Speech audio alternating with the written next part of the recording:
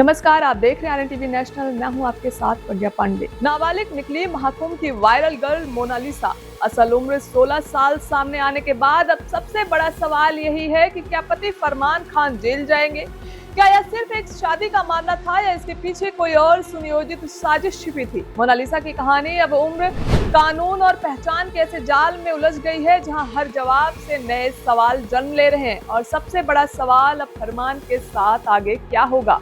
महाकुंभ से सुर्खियों में आई मोनालिसा की शादी अब ऐसे मोड़ पर पहुंच चुकी है जहां हर परत के साथ मामला और ज्यादा गंभीर होता जा रहा है। शुरुआत एक वायरल कहानी से हुई थी, लेकिन अब वही कहानी जांच की रडार पर है। राष्ट्रीय अनुसूचित जनजाति आयोग यानी NCST की टीम ने जब दस्तावेजों को खंगालना शुरू किया तो तस्वीर पहले जैसी नहीं रही। जहां पहले इसे एक साधारण शादी माना जा रहा था, वहीं अब यह मामला कानूनी जांच और गंभीर आरोपों के घेरे में आ चुका है।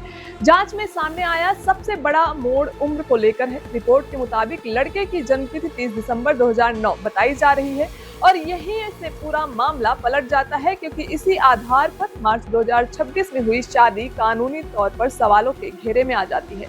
उधर लड़की की उम्र भी लगभग 16 साल 2 महीने बताई जा रही है, जिससे यह केस सीधे पॉक्सो एक्ट के गंभीर धाराओं से जुड़ जाता है। लेकिन कहानी यहीं खत्म नहीं होती। सूत्रों के मुताबिक एक कथित गलत जन्म प्रमाण पत्र का इस्तेमाल कर शादी का रजिस्ट्रेशन कराया गया और अब यही कागज इस पूरे मामले की सबसे कमजोर कड़ी बन चुका है। प्रशासन ने रजिस्ट्रेशन को निरस्त करने की प्रक्रिया भी शुरू कर दी है, लेकिन सवाल है कि क्या यह गलती थी या जानबूझकर किया गया खेल?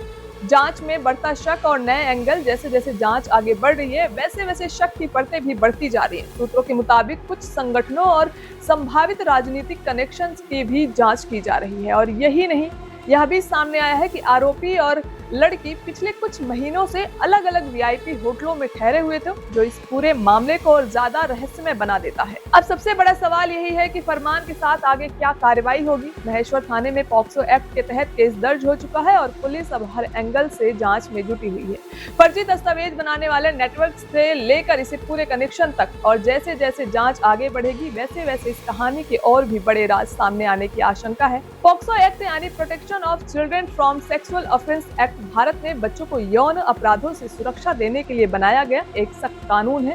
इस कानून के तहत अगर किसी भी व्यक्ति पर 18 साल से कम उम्र के बच्चे के साथ यौन शोषण, छेड़छाड़ या गलत व्यवहार का आरोप साबित होता है, तो उसके खिलाफ कड़ी कानूनी कार्रवाई की जाती है। इसमें अपराध की गंभीरता के आधार पर सजा कई सालों की जेल से लेकर आजीवन कारावास तक हो सकती है।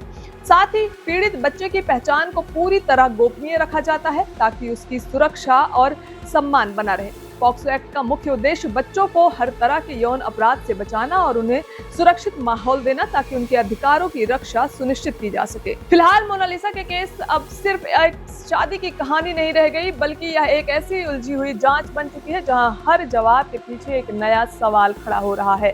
अब देखना यह होगा कि सच कब सामने आता है और क्या यह मामला वाकई शादी था या फिर एक ऐसी साजिश जिसकी परतें अभी पूरी तरह खुलना बाकी है।